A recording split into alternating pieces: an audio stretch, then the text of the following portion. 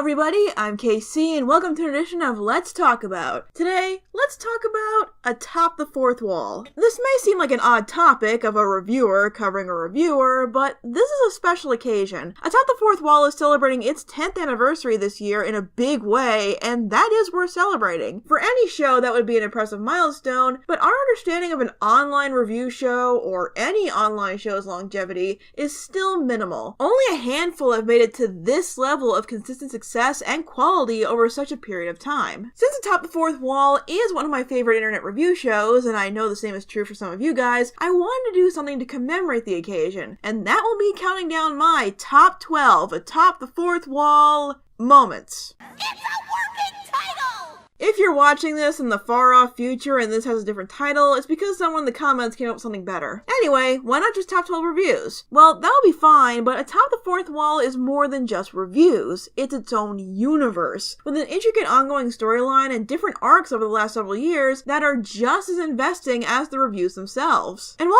Atop the Fourth Wall may not have originated the idea of a storyline of some kind during a review, it definitely innovated it to something truly special and impactful, on a level that, from what I've seen, no other review show out there has reached. I think the closest is the Blockbuster Buster stuff, which is also really good. So moments doesn't really mean anything specific, it's just meant to encompass everything the show has to offer, whether it's story arcs or ongoing comic series or just a single comic review. But there are some restrictions. 1. This is a celebration of Atop the Fourth Wall. That means all of the other shows on Linkara's channel do not qualify. No Long Box of the Damned, no History of Power Rangers, no P1-boxings, none of it. Don't misunderstand me, that's all excellent content. Heck, I've watched at least 5 full History of Power Rangers despite never caring about the show, but this video is about Atop the Fourth Wall. That is the series that has been going for 10 years, and that is the one I'm most familiar with. 2. I'm excluding crossovers with other producers that are not under the Atop the Fourth Wall banner for the same reason. And also because I really love the crossovers, so if I did include them, half of this list would just be those. And of course, the standard disclaimer of this is just my opinion. That's why these are called favorites lists. And if you think I missed anything or want to share your favorite Atop the Fourth Wall moments, feel free in the comments section. That's what it's there for. Now, with all that out of the way, let's count down my top 12 favorite Atop the Fourth Wall moments. Why top 12? Because with so many great choices, you really expect me to only pick 10? Starting off with number 12. The Pokemon Rebirth review. Okay, a bit of my own personal bias here, but you all know how much I love Pokemon, and I always get a kick out of Linkara's reviews focused on the franchise, and I was so happy to see an episode on this obscure Pokemon manga, mainly because, unlike Linkara, I had heard of this before. Thanks to Jaywitz's video on this bizarre piece of Pokemon media that, weirdly enough, came out just a couple of months before the Atop the Fourth Wall episode on the subject. It's always kind of fun to see a review covering such a weird piece of one of your favorite franchises that you've heard of. Kind of like you're in on the joke, you know? You know what's coming, and you know when. You're just waiting for the video to catch up with some fun build-up along the way. While it is a shame that the twist of human Pokemon fusions doesn't come in until the last few pages of the chapter covered in the review, it's still a blast to see a bizarre manga that is so ridiculously hard to get general scans of for just the first 10 chapters, never mind translated scans, be dissected in all its weirdness. It's definitely the most enjoyable individual Pokemon review of Atop the Fourth Wall for me, but what makes it special enough to make it on the list is that the opening has one of the most relatable sentences of anything I've ever heard ever. In case you haven't noticed, when I get into a franchise, I get a little obsessive and won't shut the hell up about it. You could describe my entire life with that sentence. It's like 70% of the reason why this channel exists. I did mention that I get a little obsessive, right? Number 11.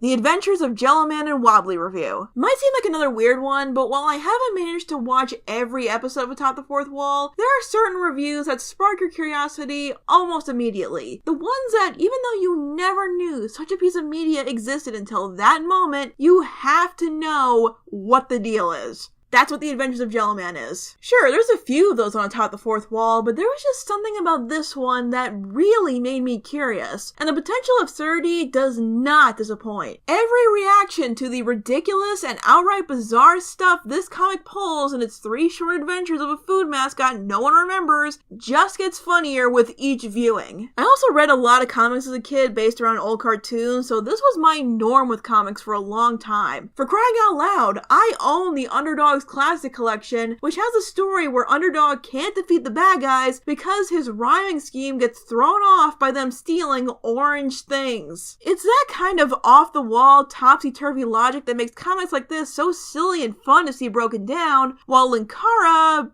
breaks down as well. How did you get into space? How did you get into space?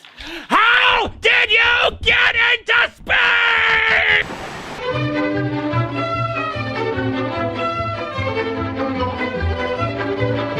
And this is a small thing, but I always like when elements usually saved for the storyline, like side characters being mentioned outside of quick cutaway gags, are brought up casually in the review portion. I know reviews and storylines are meant to be kept separate, but they do bleed into each other from time to time, and I like when it's done so casually, especially multiple times in one review. You're a robot! You don't need Jell-O! I'm pretty sure you don't even have the ability to enjoy it! Doesn't mean we don't appreciate it being offered. Fair enough. Seriously? Dr. Good Taste? What kind of a dumbass name is that? Hey, Harvey Fine Voice, can you think of a dumber name than that? In the middle of something, kid! The Adventures of Jellomann and Wobble is just the right mixing pot of great humor, freakouts, and riffing on a weird idea that tells an even weirder story, and I never get tired of it. Is there room in this world for such a thing like Jellomann to exist? Oh, come on, there's always room for Jello. There, got that joke out of the way.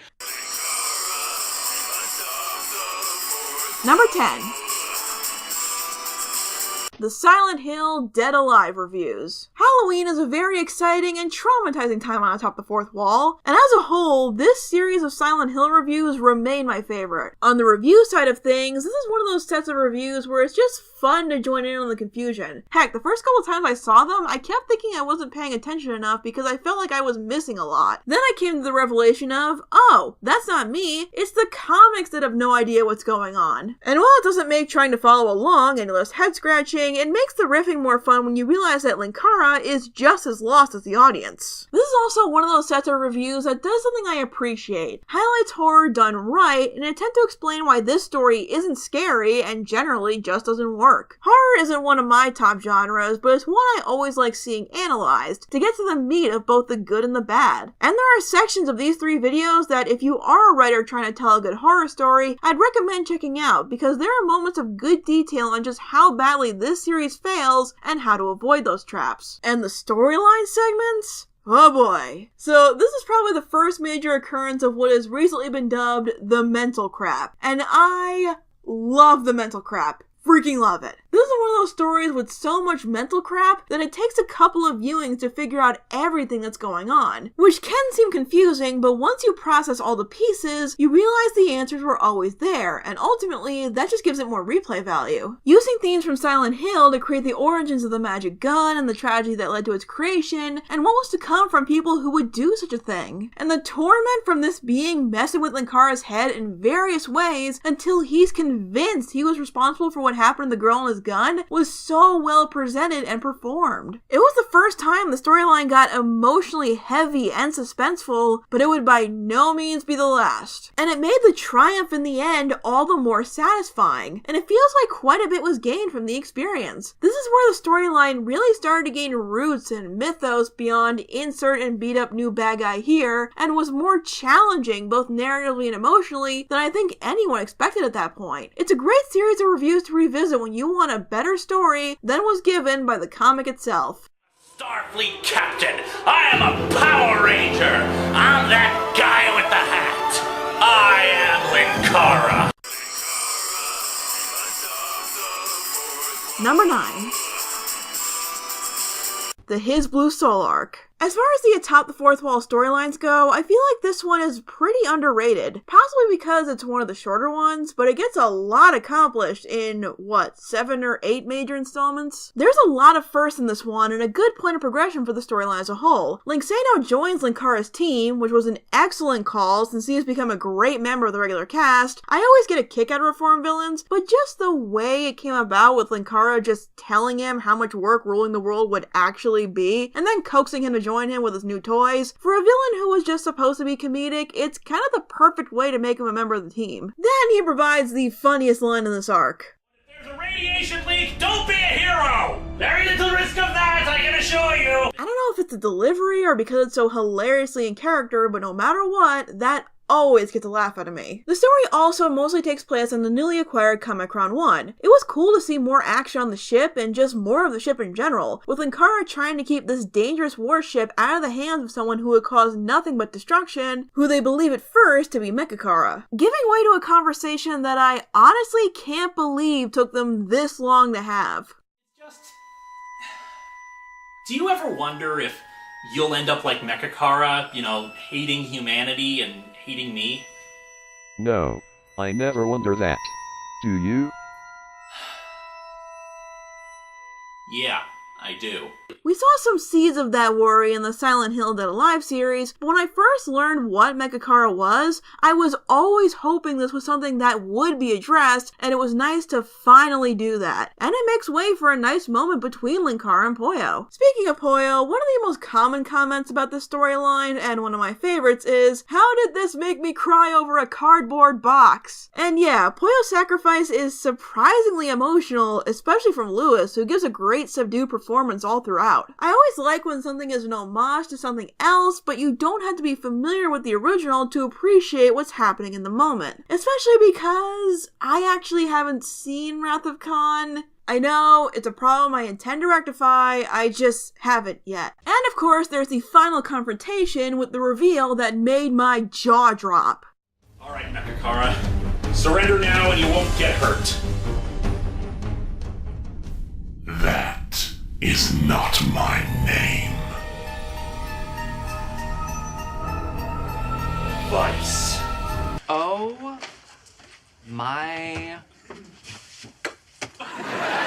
This was an amazing twist. One of the best and most unexpected in the series as far as I'm concerned. The first return of Lord Vice was so well done, starting the trend of his obsessive pursuit to hunt the entity no matter what, by any means necessary, and no matter how many times he was told it was dead. The rest of the finale is just fun to watch, an adventurous conclusion to what was a very solid storyline. It may be one of the shorter ones, but that makes it tighter in a way, and it's one of my favorite storylines to revisit, despite the fact that some of the heavier moments happened in December. Way to bring the mood down during the holidays, Lewis. But get your feel of it now, because I'm sure in no way is it a running theme.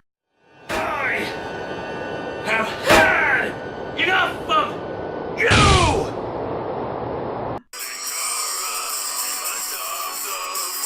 Number 8.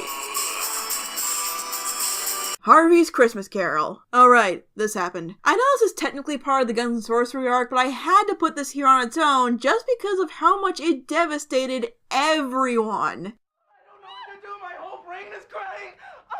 And like the Silent Hill Dead Alive section, I wanted to include the reviews in this set as well, since I feel that both of these elements complement each other really well. The Christmas theme reviews are always fun ones, and these were no exception. From Linkara's perplexion at the continuing endurance of Archie, which, believe me, I sympathize, to the silly Silver Age holiday antics of the Teen Titans, to the genuinely intriguing Batman Noel that makes me want to pick it up and check it out for myself, though I haven't had a chance to yet. A part of me wishes all of the reviews were based around Christmas Carol-like stories to keep up the connecting theme with the storyline, but 2 out of 3 isn't bad. As far as this segment of the storyline is concerned, oh my god, okay. First of all, one of my favorite things about seeing adaptations of A Christmas Carol is seeing how people interpret certain things. One of the most fun and interesting being the Ghost of Christmas, and the choices here for the 3 spirits are all really clever and pretty funny. Plus, the segments with the ghosts provide probably my favorite fourth wall joke in the entire show.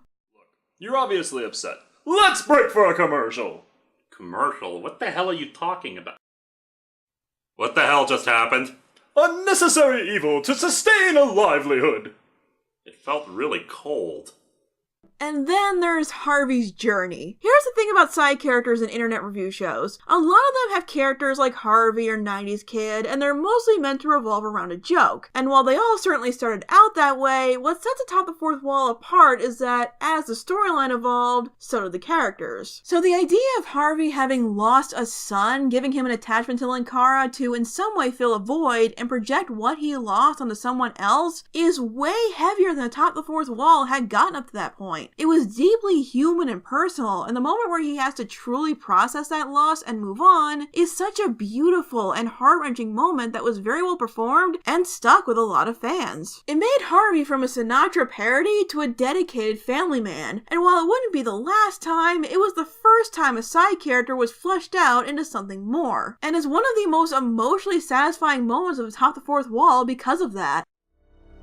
This is where you are right now. Where do you want? Where do you need to be? But with the contest of champions going on and everything, it'll probably be a while before we see something like this again.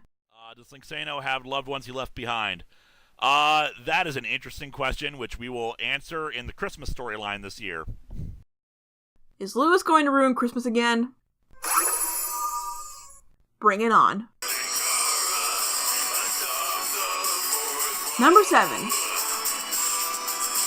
The Marvel reviews. Oh god, freaking Marvel. So this is one of those things I've grown to love about the internet reviewer culture. A few years back, I was one of those people who didn't watch reviews of things I hadn't seen, which is one of the reasons it took me so long to get into Atop the Fourth Wall, since I'm not that well versed in comics. But then I checked out videos of franchises I was somewhat familiar with, got hooked on the storyline, and as I was searching for bits of the Ghost of the Machine arc going on at the time, I came across this.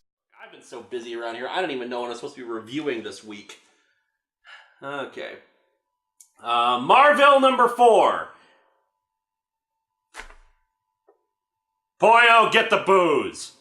I really wanted to know what was so bad about this. There was something about Linkara's reaction to having to review this that just intrigued me instantly. And as soon as the recap of the previous issues was finished, I was in for the ride. In terms of absurdity that requires copious amounts of alcohol, few are more worthy than Marvel. And while I do think the first review I saw of Marvel, issue 4, is still able to encapsulate the craziest the series could get, the entire Marvel saga is a joy to watch Linkara suffer through. A lot of the greatest rage-inducing moments worthy of 20 to 30 minutes each of snark and scorn come from these 6 reviews. Few are as enjoyably well crafted as the Marvel reviews because every issue manages to find whole new ways to be ridiculous and awful, making each installment fresh in its insanity. So few people read this craptacular series that it's like opening up a whole new world of confusion alongside hundreds of other people. They have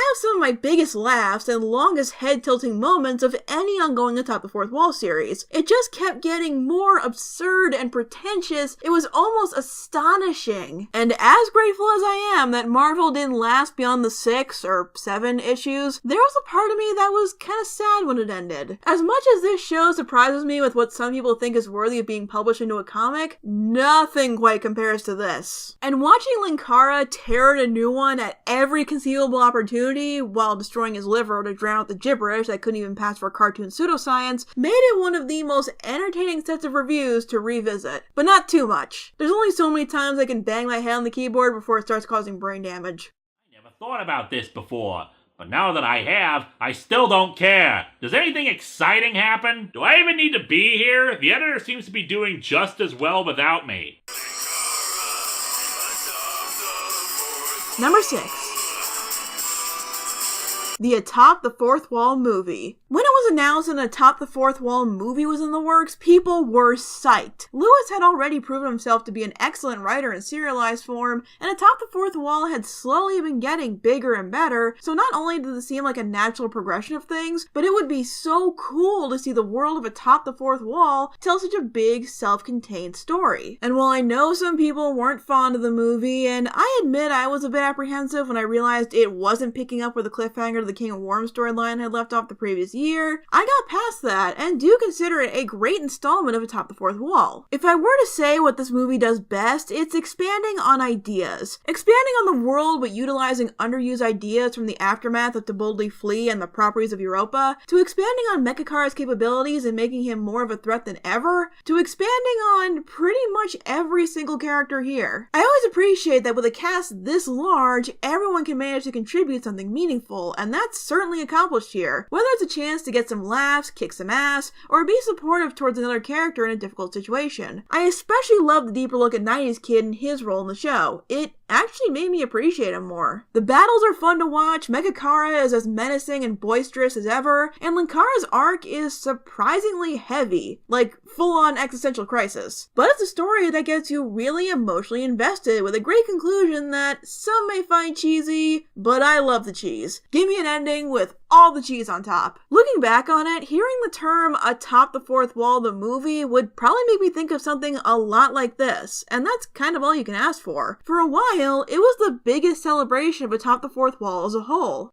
You were telling me earlier about how much better machines are, how flesh sucks and steel rules, but that's the thing, isn't it? You are an android, but me, I am a moon! Until recently. Number 5. The 10th Anniversary Clone Saga. So, here's a fun fact. This episode was originally supposed to come out in October to coincide as closely as possible with the actual 10th anniversary. And then, less than 2 months before, this happened.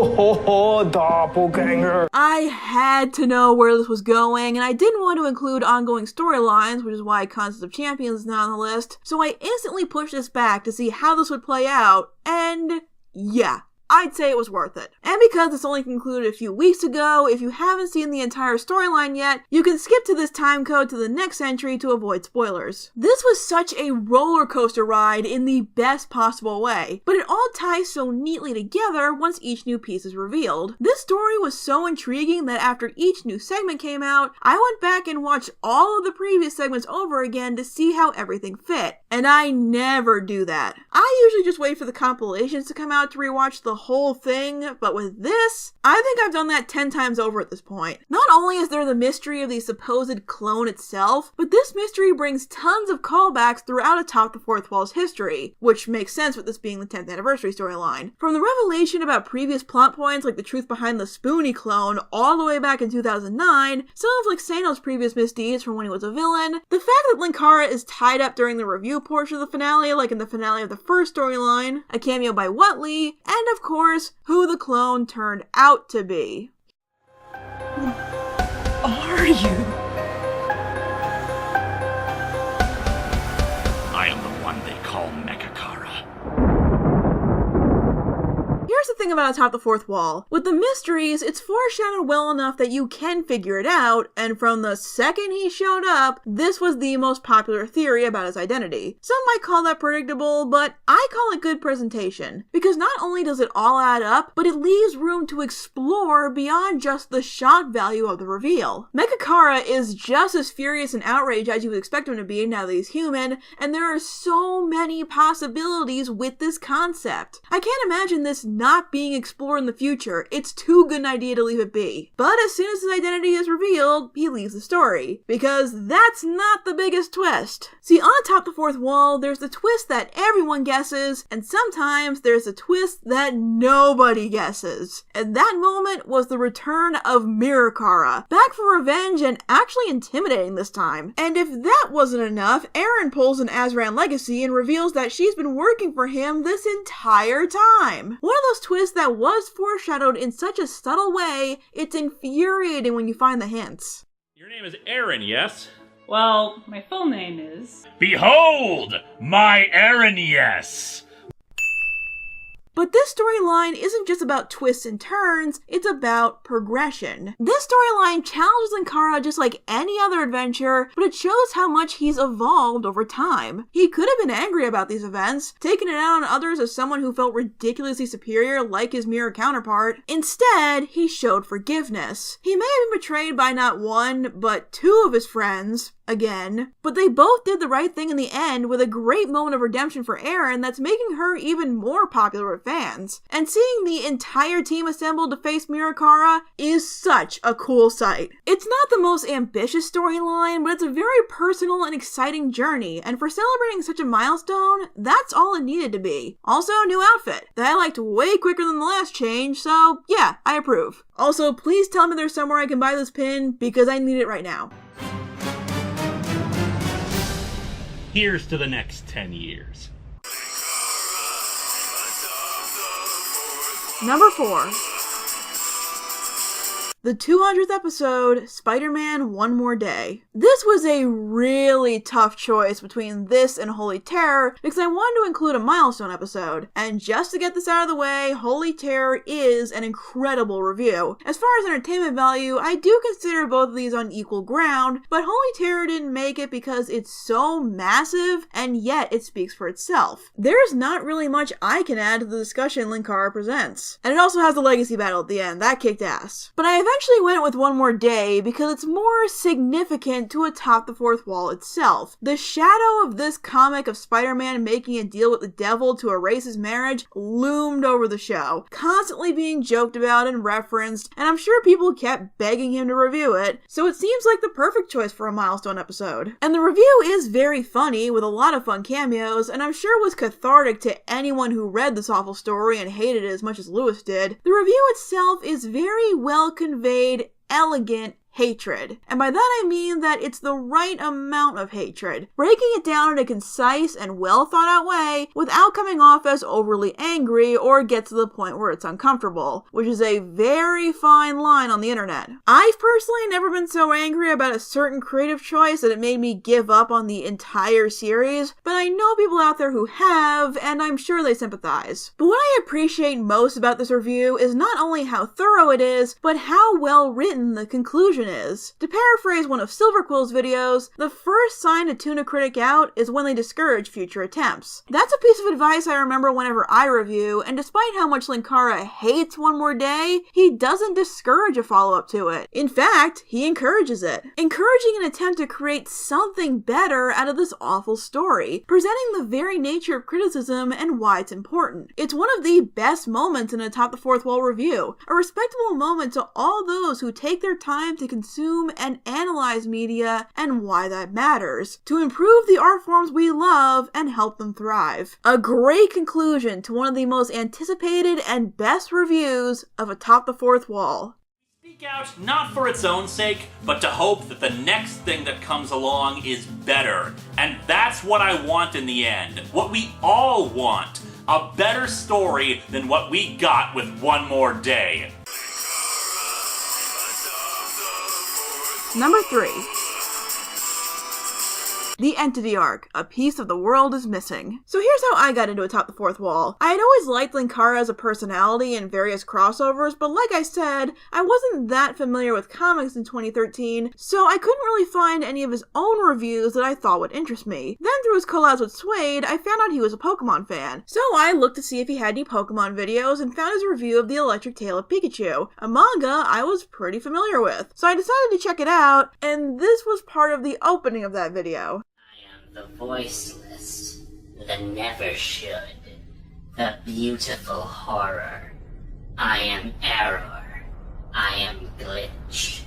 I had no idea what the heck was going on, but I can't say I wasn't somewhat intrigued. I did stick around for the whole video and thought it was pretty epic, even though I had no clue what was happening. Later I wanted to find another video of his I might like, and since I was getting into Doctor Who around the same time, I checked out his Doctor Who Classics number 7 review. Yeah, the finale to the Lord Vice arc. Again, no idea what was going on. I was starting to think there were big unrelated battles in all of Linkara's reviews, but I wasn't bored or annoyed by that. I was fascinated. I wanted to know what was going on. I wanted to know if there was a story behind these because it seemed like they were referencing previous events. So I started putting the pieces together, and out of all of them, the Entity arc was the most exciting to see play out. There is something interesting about seeing the build up to a finale you've already seen. Adding context to moments I didn't give much thought the first time. The Entity arc made me realize just how much time and clever writing went into foreshadowing these events, building up the suspense and laying out clues that, while cryptic, are possible to follow pretty easily if you pay attention. Watching the finale again after seeing the build-up made it 10 times more awesome, despite the fact that I was a Pokemon fan for 14 years at this point and somehow never heard of Missing No until this event. But this is as good an introduction as any. Thank you, Linkara. This will forever haunt my nightmares now. The entity is creepy as all hell, the dread building around failing to defeat it was suspenseful, and the eventual solution to have it question its own purpose was clever on so many levels it evades description. And the speech solidifying that point is pretty damn epic, and I love me some epic speeches. Also, this shot. I love the shot. It makes the entity look so small compared to the larger-than-life image we'd known by that point, and gives a sense of Linkara commanding the situation. I have no idea if any of that symbolism was intentional, but it's pretty badass, and I love it. This storyline and the entity itself was the first spark that kickstarted my interest in Atop the Fourth Wall. It was a great story that brought the show to a whole new level than just fighting people after a review. Go ahead and create your kingdom of the never should. Let the glitch be everything, the distortion the reality. Become everything there is down to the tiniest particle so that you are literally existence itself. But apparently, that wasn't the end of the entity. Number 2. The Sleepwalker Ark. I thought long and hard about this one, about which entity storyline would be higher on the list. But after the 3rd or 4th or 8th viewing of the storyline, I decided to put this one above the original. While the Sleepwalker Arc is an amazing storyline, it won out in the end because I didn't want a sequel to the Entity storyline. I thought the original story was solid with a great and satisfying conclusion, and not only was I afraid that a follow-up would ruin the finality of that epic resolution, but I loved how Vice was delusional enough to refuse to believe the Entity was dead, that it could only be destroyed by his own hands, and I thought proving him right, that it hadn't been dead all this time, would be validating a trait that I loved because of how outlandish it was. Not to mention that unlike every other villain on the show, it seemed pretty clear that the Entity was gone for good.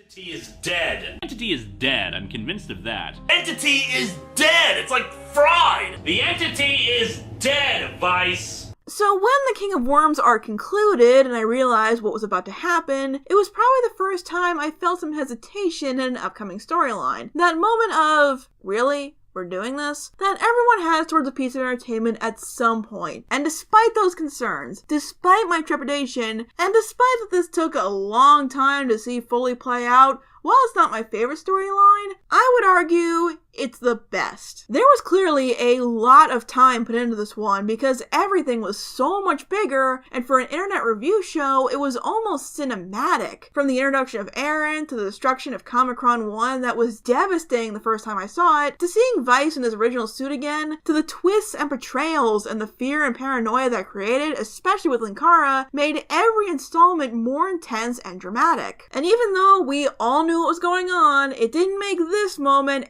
any less terrifying. No, human! This is a game! And it's one I intend to win! Good luck sleeping tonight. I was enjoying the build-up to this reveal immensely, but as soon as this happened, my concerns about this arc ruining the previous appearances of Vice and the Entity slowly began to be addressed and faded away. The driving force of this storyline was purpose, and the fear of failing at that purpose. We get to see how much Vice has truly sacrificed for his hunt, giving him depth in a way I never expected, including some seeds of potential backstory that are intriguing even if we never find out their meaning.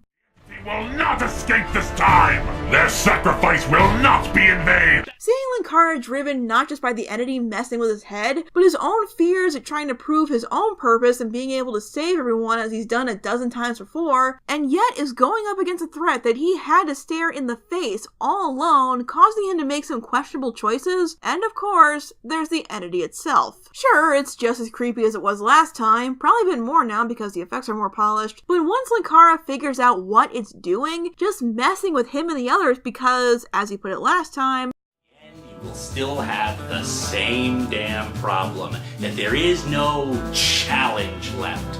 It's just so haunting and captivating. One of those scenes where you can't look away as you see this creature finally truly process how little it knows about the universe, and yet at the same time, not knowing how to process that. The anger and sorrow on its face, the shots of it leaning over the console, the dread in its voice. This goes on for like 6 minutes, and yet in a way, there are no words. Seeing it begging to understand its own existence is so eloquently conveyed that it leaves you speechless when all is said and done. My personal philosophy on entertainment is that you can rip my heart out, ask the tough questions, put me through the emotional ringer, but give me hope in the end. And thankfully, this arc manages to do that. Just because the entity wasn't satisfied with any purpose it can conceive of, doesn't mean the things it rejected, like being human, don't have value. Essentially, life is what you make of it. And this storyline portrays the different difficulties of how to approach that with similar fears towards purpose, expertly split between Linkara, Vice, and the entity. That may seem like a simple theme, but that doesn't make it any less important. There are some times where you need to be told that no matter what you've done,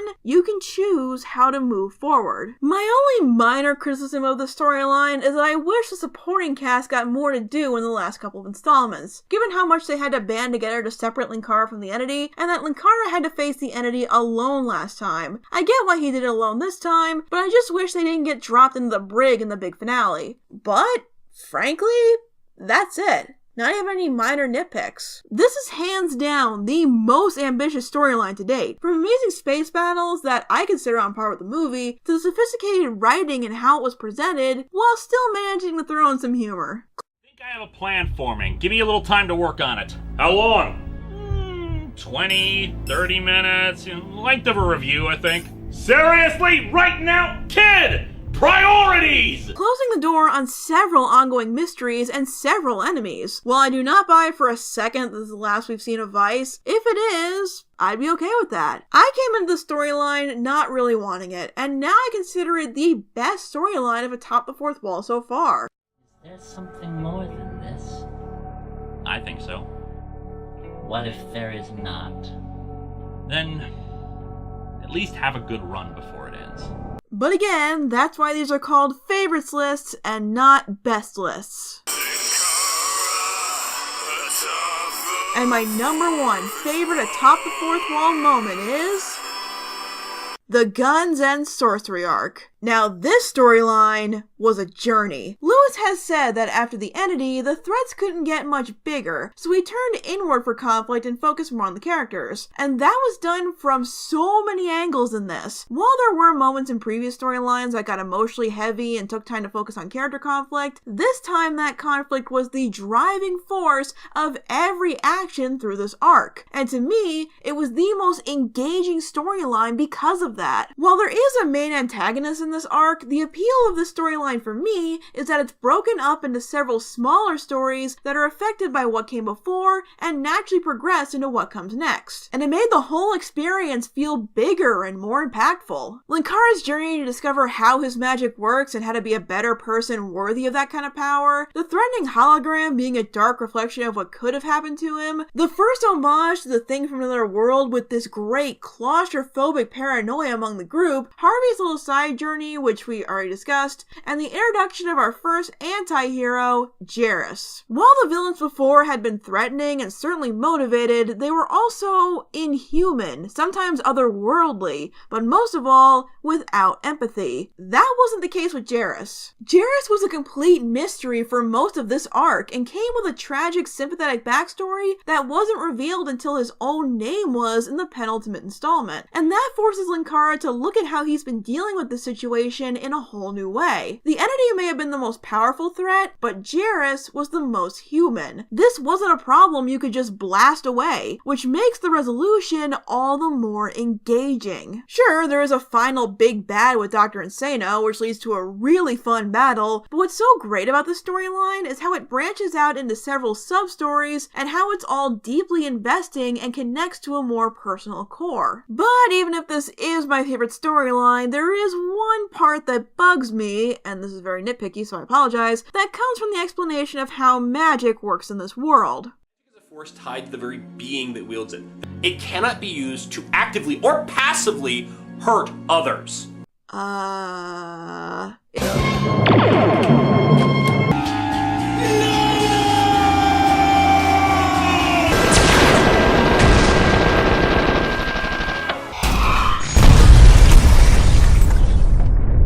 Point kind of contradicted almost immediately by the fact that the magic item in question is a gun. I'm sure I'm missing something here, but this has confused me since the moment I heard it, and it hasn't been addressed since. But if you read the behind the scenes info on the episode in question on YouTube, which you should because they are very informative, there is apparently more to the story, so hopefully this will become clearer in time. And that one weird bit of continuity is not what comes to my mind when I think of this story. I think of just how massive this was at the time. I think of how much time was spent explaining these phenomena in an entertaining way when it could have just been left alone. I think of how much more three-dimensional the characters got and the tougher trials and tribulations they were put through both externally and internally. I think of the interesting ideas presented at the hero's journey and how easy it could be to stray from that for various reasons. The power of our choices and the responsibility they hold. And I think of how I became more invested in this world and these characters than ever before, and how this turned me from a curious viewer to a devoted fan. I could keep going about this one, but I think that's enough to consider it my favorite Atop the Fourth Wall moment. How would you help me?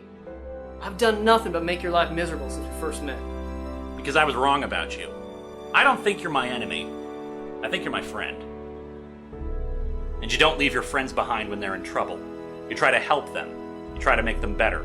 But with over 500 episodes spread across a decade of improving quality and production value, there's no way you could describe all of what makes this show on the internet about reviewing comic books that also involve saving the world sometimes awesome in one video. For example, these were a bunch of other considerations for the list, and I'm sure there's a lot I'm forgetting. And I'm sure there'll only be more amazing moments to come for the next 10 years and even beyond. Thanks for watching, and I'll see you guys next time.